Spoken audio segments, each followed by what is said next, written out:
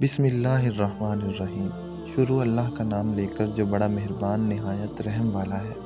حضرت شیخ مفید رحمۃ اللہ علیہ بیان کرتے ہیں، یمن میں ایک زاہد رہتا تھا جو کہ ہر وقت عبادت و ریاضت میں مشغول رہتا تھا۔ اس زاہد کا نام مشرف بن دوئیب تھا۔ یہ زاہد یمن کے نام سے مشہور تھا۔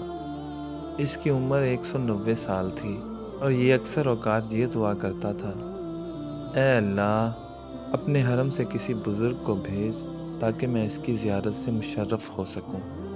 شیخ مفید رحمۃ اللہ علیہ فرماتے ہیں، اس زاہد کی دعا قبول ہوئی اور جناب ابو طالب تجارت کی غرض سے یمن پہنچے اور اس زاہد سے ملاقات ہوئی۔ زاہد نے جب آپ کو دیکھا تو انتہائی تعظیم سے پیش آیا اور پوچھا کہ آپ کہاں کے رہنے والے ہیں؟ جناب ابو طالب نے کہا کہ میں تہامہ کا رہنے والا ہوں۔ اس نے پوچھا، کون سا تہامہ؟ جناب ابو طالب نے جواب دیا، مکہ مکرمہ۔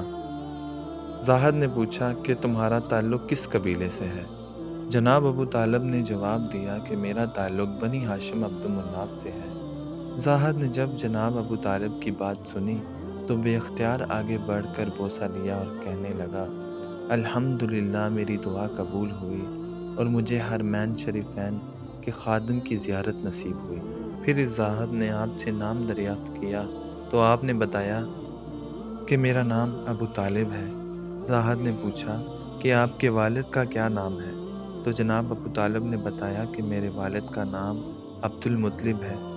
زاہد نے جب حضرت عبد المطلب کا نام سنا تو بے اختیار اس کے منہ سے نکلا کہ میں نے الہامی کتابوں میں پڑھا ہے کہ جناب عبد المطلب کے 2 پوتے ہوں گے، ان میں سے ایک نبی ہوگا اور دوسرا ولی اللہ ہوگا، اور ان کا جو پوتا نبی ہوگا اس کے والد کا نام عبداللہ ہوگا، اور جو ولی ہوگا اس کے والد کا نام ابو طالب ہوگا۔ جب نبی 30 برس کے ہو جائیں گے اس وقت اللہ کا یہ ولی پیدا ہوگا۔ اور اے ابو طالب، وہ نبی پیدا ہو چکے ہیں یا نہیں؟ جناب ابو طالب نے کہا، میرے بھائی عبداللہ کا بیٹا محمد صلی اللہ علیہ وآلہ وسلم پیدا ہو گیا ہے اور وہ اس وقت 29 برس کا ہے۔ اس زاہد نے کہا، جب آپ واپس جائیں تو انہیں میرا سلام کہیں اور کہیں کہ میں ان کا دوست رکھتا ہوں۔ پھر جب وہ نبی اس دنیا سے پردہ فرما جائیں گے تو پھر آپ کے بیٹے کی ولایت ظاہر ہوگی۔ جناب ابو طالب نے اس زاہد کی بات سن کر فرمایا کہ میں حقیقت کو کیسے جان سکتا ہوں؟ اس زاہد نے کہا کہ آپ وہ چیزیں چاہتے ہیں جس سے میری سچائی کا علم ہو۔ جناب ابو طالب نے ایک سوکھے درخت کی طرف اشارہ کرتے ہوئے فرمایا، مجھے اس درخت سے تازہ انار چاہیے۔ اس زاہد نے دعا کے لیے ہاتھ اٹھائے اور بارگاہ خداوندی میں عرض کیا کہ اے اللہ، میں نے نبی اور ولی کی تعریف کی ہے، ان کے صدقے میں مجھے تازہ انار عطا فرما۔ چنانچہ دیکھتے ہی دیکھتے وہ درخت ہرا بھرا ہو گیا اور اس میں تازہ انار پک گئے۔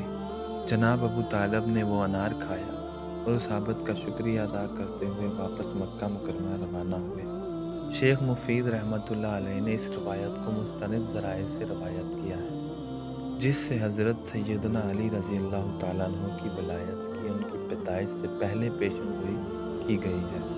حضرت سیدنا علی مرتضیٰ رضی اللہ تعالیٰ عنہ کے قبول اسلام کے بارے میں مروی ہے کہ حضرت سیدنا علی المرتضیٰ رضی اللہ تعالیٰ عنہ چونکہ حضور نبی کریم صلی اللہ علیہ وسلم کے زیر سایہ پرورش پا رہے تھے، اس لیے آپ رضی اللہ تعالیٰ عنہ نے جب حضور نبی اکرم صلی اللہ علیہ وسلم اور ام المومنین حضرت سیدہ خدیجہ رضی اللہ تعالیٰ عنہ کو عبادت میں مصروف دیکھا تو حضور نبی اکرم صلی اللہ علیہ وسلم سے دریافت کیا کہ آپ یہ کیا کر رہے ہیں؟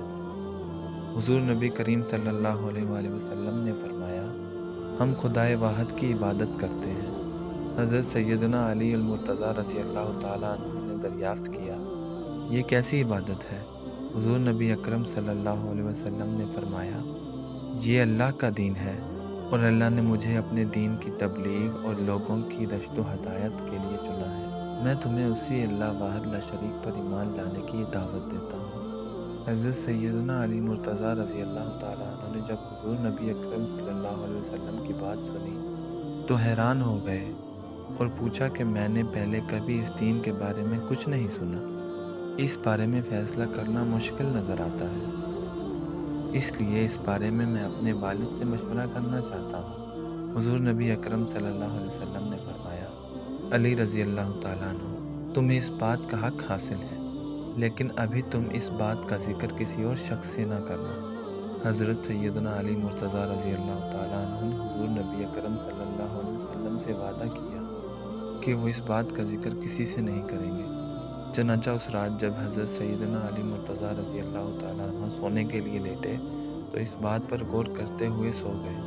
اللہ تعالیٰ نے آپ رضی اللہ تعالیٰ عنہ کے قلب کو روشنی عطا فرمائی، اور آپ رضی اللہ تعالیٰ عنہ نے اپنے والد سے مشورہ کیے بغیر اگلے روز حضور نبی اکرم صلی اللہ علیہ وسلم کی خدمت اقدس میں حاضر ہو کر ان سے عرض کیا کہ مجھے دائرہ اسلام میں داخل کر لیں۔ حضور نبی اکرم صلی اللہ علیہ وسلم نے آپ رضی اللہ تعالیٰ عنہ کو کلمہ توحید پڑھایا اور آپ رضی اللہ تعالیٰ عنہ مشرف با اسلام ہوئے۔